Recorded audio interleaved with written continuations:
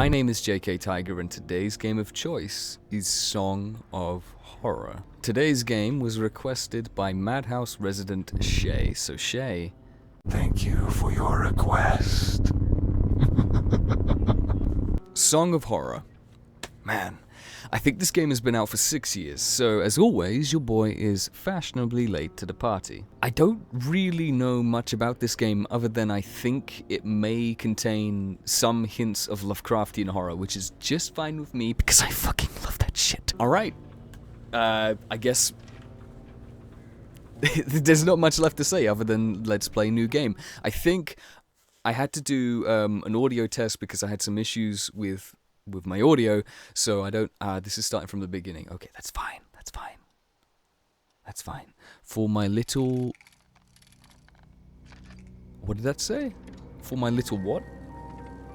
Oh yeah, this is screaming H.P. Lovecraft, man. The green hue from the lamp, the old bookshelf, the black ominous fog coming from the music box which is playing by itself, the symbiote coming out of said music box.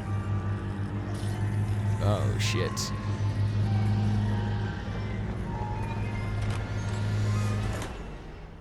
Yeah, no, that was smart move, mate. Smart move. Oh. Ah. This is not the same office that we watched the cutscene just then? Oh. Is this our guy? I mean, the room seemed pretty well lit anyways. Daniel's apartment. And I'm assuming this is Daniel. Oh. Home sweet home. I was just gonna say that. Cool. Let's just turn that light off, shall we? Yeah? Very good, because it's a bit too bright. You know, I don't know why you even put it on in the first place. Those bring back some really good memories. What is it? I can't even see. Okay. This has given me my old flashlight. It saved me more than once in the great outdoors. Who even calls it the great outdoors anymore? I don't even know. Okay. What's through here? Aha! Cool. Okay. In my videotape collection, I've got quite a few westerns and cop movies. Are you, by chance, a cop? I plan to spend my Sundays on this couch listening to jazz. I mean, there could be worse ways to spend your Sunday, man. You could... I can't wait to see the next X-Files. Wait, when is this set?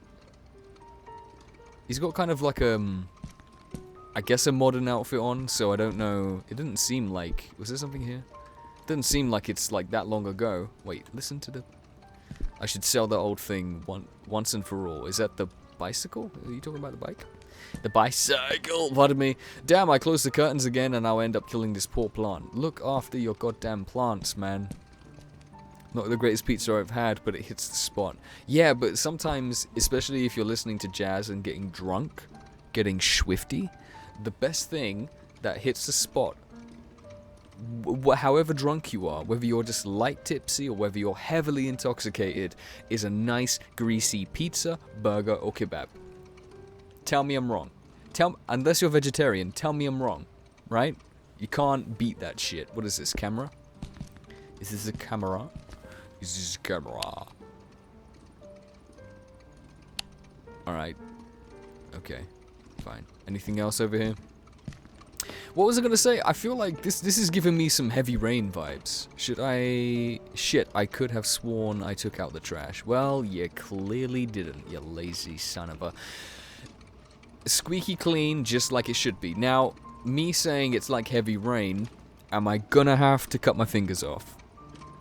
Because if so, I need a warning now just so I can decide which digits I need to lop off. Some leftover coffee, not my drug of choice on a Friday evening, but it'll fucking do. I mean, it's my drug of choice every day. Actually, that's a lie. I've cut down on coffee quite a significant amount. I don't have it nearly as much as I used to. Man, the toilet drain stinks as usual. The toilet drain? What the fuck's a toilet drain? Am I just... Is that an American thing? What the fuck is a toilet drain? You mean the toilet? The toilet drain? Why is that not computing in my head? What the fuck is a toilet drain? I'm spending way too much time just talking about a toilet drain. Oh, crikey, seriously? Oh, you're British. Oh. Okay. What the fuck's a toilet drain, my friend? Hello? Daniel, it's me, Etienne. Hey, we've got a bit of a major emergency. I going dig on. this. Oh, you're joking. Friday evening, and there's an emergency? Oh, you... This is serious business. Sebastian Husher is nowhere to be found, and his manuscript should have been at the office by Tuesday. He won't answer his calls, and he hasn't shown up at his office at the university. He's vanished into thin air. Oh, don't screw with me, Etienne. Call him on Monday, or send a courier for him. I just got in the door less than 5 minutes ago. I'd go myself, but I've got to attend Albert's performance in half an hour. Plus, Husher's house is closer to your place than it is to mine. Come on, man. The sooner you go, the sooner you'll get back home. You're going to owe me a big fat favor. Whatever you want. Write this down. 4 Abbott Thomas Road, in the old housing developments along Highway EB-15. EB-15? Good God, that's out in the sticks. I plan to take a few days off after this. Well, we'll talk about that once you find him. Oh, and if he gives you the manuscript, don't show it to anyone. And don't go selling it off to the highest bidder. I'll see what I can do. We'll ring you up when I get back. Thanks, Dan. You're saving my skin. Again. Another Friday evening and I'm working as an errand boy.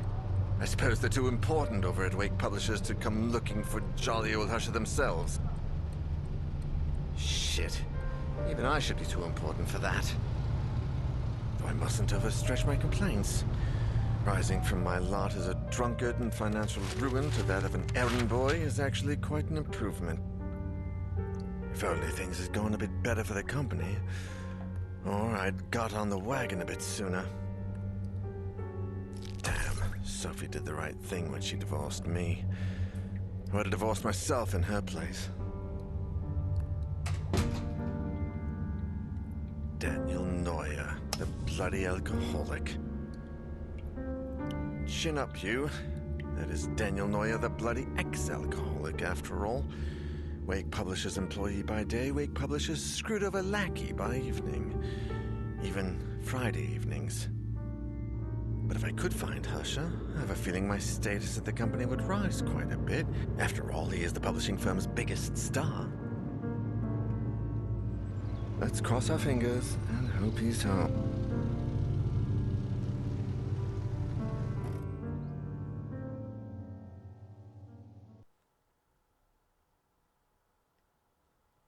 Anybody else kind of thinking that Daniel's a bit of a dick? Not just me? Okay, good. Whew.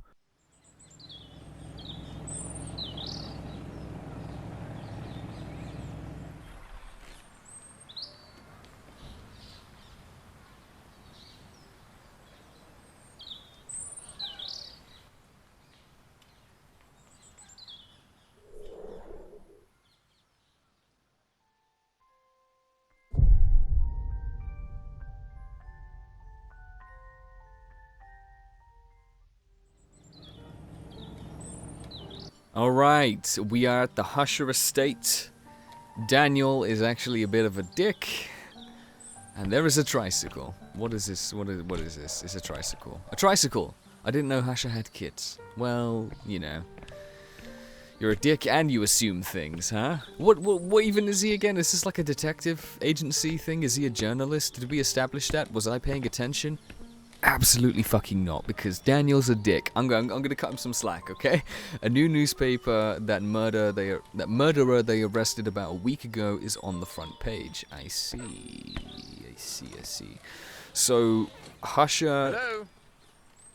Husher disappeared into thin air, and he is. Is that music? Well done, Sherlock. I'd better take a look. Oh, life is a bore, isn't it? It's such a...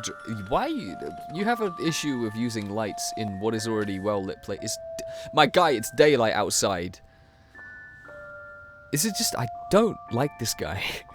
Each character has their own light source. So you can change character? To turn it off and on, press R2 or else, or right stick. Where did I get L from? Once it's on, you can choose the direction in which you want to point the light. To do so, use the right direction button. I see. So, some things I might not be able to look at or examine unless I'm putting the light in the right direction. This will allow you to illuminate specific areas, and also I need to just fucking read and not assume shit. Man, what was I saying to Daniel about assuming shit? A music box.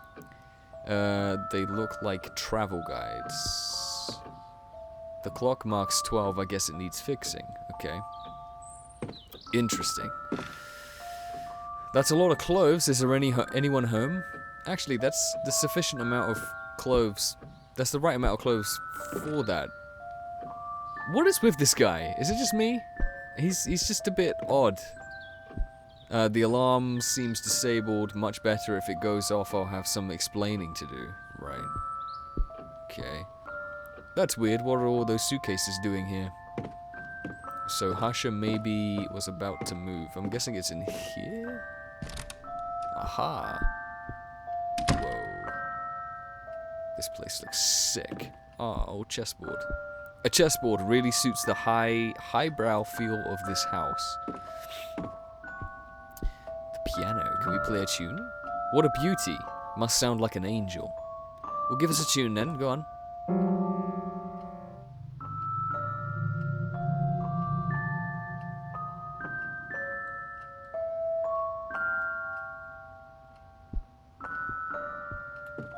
No jump scares? Not entirely letting my guard down here. Look at all the bottles, and to think they almost ruined my life. How did they ruin your life again? Was I paying attention at all during the thing? What does it say? This plant is barely alive. Yeah, man, I need to take a page out of your book. I'm giving this guy so much shit and shade, and I really shouldn't. I should just be getting on with the job at hand, which is locating the sound of the music box, and obviously the guy who owns this house, which I've broken into. Oh, what's this? There's something on that doorknob. Well, yes, but we're looking at the fruit first. Patience is a virtue, my friend. Decorative fruit, the expensive porcelain kind. I guess they don't want anyone to think they're poor. In a house like this? No, of course not. What is this? You have found an examinable item. This really loud, that music box. Inspect it to gain information by pressing X. Examine, blah, blah, blah, blah, blah. Okay, and I can rotate. Cool. Read. Dear Sebastian, how are you? To be completely honest, I must admit that we are all impatiently awaiting your latest work. Oh, they're talking to, Hasha? Was his name Hasha? My dear friend, I must ask a favor of you. Enclosed with this letter, you will find one of the latest items we have purchased at the store, an ornate music box. With fascinating engravings, the craftsmanship is astonishing, but something else has caught my eye, or perhaps I should say ear. The melody, Sebastian, it's peculiar. You have to listen to it yourself, or have to listen for yourself. I had never heard the song before, and my attempts at finding the score for the name of the composer, I can't fucking read, have failed. I cannot for the life of me get that melody out of my head. First letter from... Oh, I can rotate, of course. Read.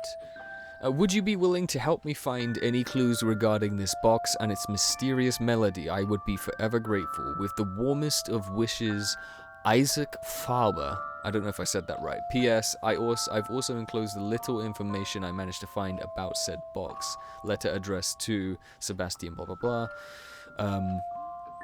So I'm guessing Sebastian has the information and stuff we need about... What the? How can there be a door there? Or at least... Oh, yeah. Do you not just look at the ominous symbiote-like goo around the door and think, maybe it's my time to get the fuck out of here and maybe ask for a pay rise because this shit I don't want to deal with. Also, can we appreciate how fucking cool this room is? Oh, I fucking love it. You got the fucking diving helmet. You got the record player. You got the flintlocks on the wall. You got the dead things on the wall. You got the katana. Are they katanas? They're katanas. Oh, and you got the samurai armor. I would spend every day in this room. This radio has to be older than me. And are those rifles real? You better oh, they're rifles. You better grab them, cause you're gonna fucking need them, dude.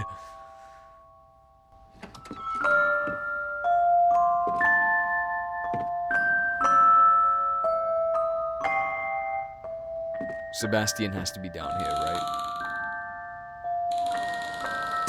Oh, good. Well, I didn't know that was gonna happen. I'd hardly taken a step forward when I heard the door close behind me. When I turned around, the door wasn't there anymore, and all that was left of it was a strange shadow on the wall. I searched. I despaired. And I screamed until my throat began to burn.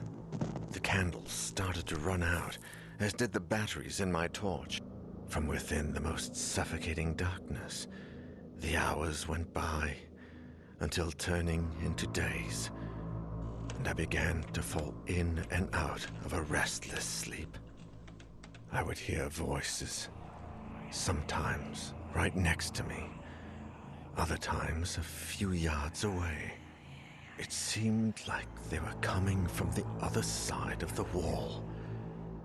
Desperate cries, howling in horror, and sometimes, the worst of all, a vast, oppressive silence would fall, seeming to emanate from everywhere and nowhere all at once. There was nobody there, just hallucinations, nightmares, black nothingness, and the song from that music box. Trapped in this impossible place, I wondered if I was going to die there.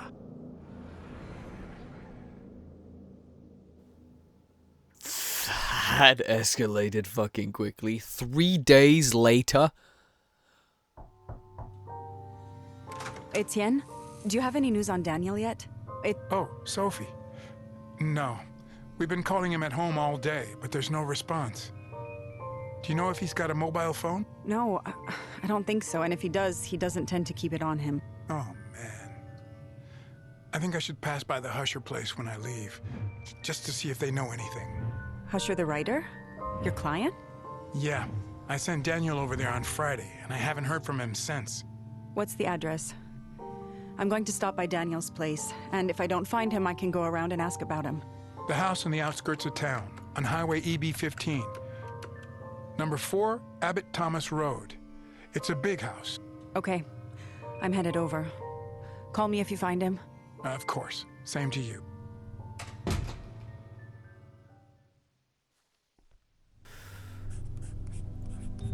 Oh. Okay. So this is what they mentioned about picking different characters. Interesting. Sophie Van Denend? Don't know if I pronounced that right. Light source candle. Oh, so they all have different attributes and stuff. That's really interesting. I really wasn't expecting this from this game, to be honest with you. Life has put Sophie to the test many times, but she always pulls through. It was thanks to this resilience that she summoned the strength to put an end to her failing marriage with Daniel. Sophie, who runs a well-known art gallery, is now enjoying the ever-elusive prosperity she has always longed for. Whenever I light one, everything around me feels safer and more peaceful, Sophie. Oh, she has scented candles. I'm just saying, you could have normal candles to walk around this place, or you could have scented candles, and it'd be a more delightful time for all of us. Even the ghosts would just be getting whiffs of the aroma, you know. What are you gonna go for? You're gonna go for cinnamon and winterberry? Because that is exactly what I would pick. That or Scandinavian log fire. Oof. Oof. Makes me want to go buy some Yankee candles, you know what I fucking mean, Doc? Right. What? Etienne Bertrand. Wait. Who the fuck is this guy?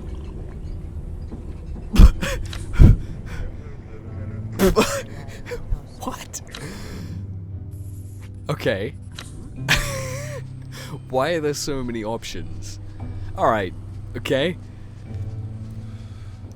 Okay, right. Him and Sophie make sense. The rest of them, unless they're obviously, we're going to establish who they are later on.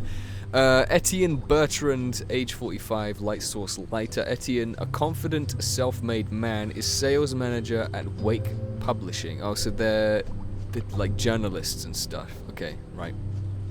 Makes sense why Daniel was such a dick, making him Daniel's direct supervisor. In his role as personal assistant to Daniel has become somewhat of an errand boy, but Etienne is slowly giving him greater responsibilities. I don't know why, because he's a dick.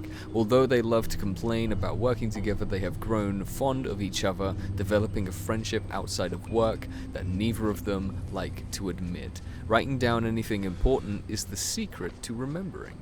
Well done, Etienne. I don't know why that just seemed like such an obvious thing. Yet I always forget stuff and I never write them down, so who am I to judge? Alexander Laskin, age 59, light source candle. Alexander and his wife, Masha, are housekeepers at writer Sebastian Peace Hush's mansion. That makes sense. Watching over the author's children is one of their many household duties. The Russian couple of Christian faith moved to Europe in the early 80s in an attempt to... Easy with the drink, my man, it's not going anywhere. In an attempt to flee from a mysterious past that Alexander rarely, if ever, speaks about. Take a good swig from the flask to soothe your nerves when danger lurks. Always worked for me, Alexander. So, judging by the amount of characters we might have to play as, I get the feeling this might be a long series for us to play. Why? Alina Ramos, age 32, flashlight. Alina is a passionate, hands-down type of learner, always eager to get her hands dirty at work. Happy and energetic, she's traveled the world with her sister in search of a better life for them both. Now working as an electrical technician at Monolith Security, Alina is part of a highly qualified tech support team repairing high-end home security systems for exclusive clients. It doesn't work very well. It picks up a lot of weird interference. That's a weird quote. Oh, as in the walkie-talkie. Okay, they're talking about their items. It makes sense. Right. So, this is interesting. I really wasn't expecting this many characters to play as. They are all linked somehow. So you've got Alina, who is obviously the person who's going to eventually go to the house to figure out why the alarm hasn't gone off, or maybe did. But it's been 3 days, so I'm assuming it hasn't gone off. You've got Sophie, who is married to Daniel, who I would say we should go as her next. You got Etienne, who is the boss, and I guess he sent the man out there, so it kind of falls on him a little bit, you know what I mean? Him being the supervisor, that's just how it works. You got Alexander, who was the housekeeper. He's gonna know a bit about the Hushers, who were the original people who disappeared. And then we're back to Alina, who's obviously gonna come and fix the issue with the security system. Okay, I'm gonna end the episode here, because I think we've just about hit time, and I am gonna let you decide. So whether it's just one person or however many people watch this collectively decide on a person, who should we play as next? My brain is telling me to go for Sophie, given that obviously she was in the cutscene previously. I mean, we might not have a choice, but to go for Sophie, actually. Let me have a look. No, the X is there, so I'm guessing we can pick. Okay, pick a character, and whoever you decide, if there's obviously enough people voting for one character, is the character that we will play as next. But until then, thank you everybody so much for watching. I really hope you enjoyed this, and as always, I will see you in the next episode of Song of Horror. Until next time, Madhouse.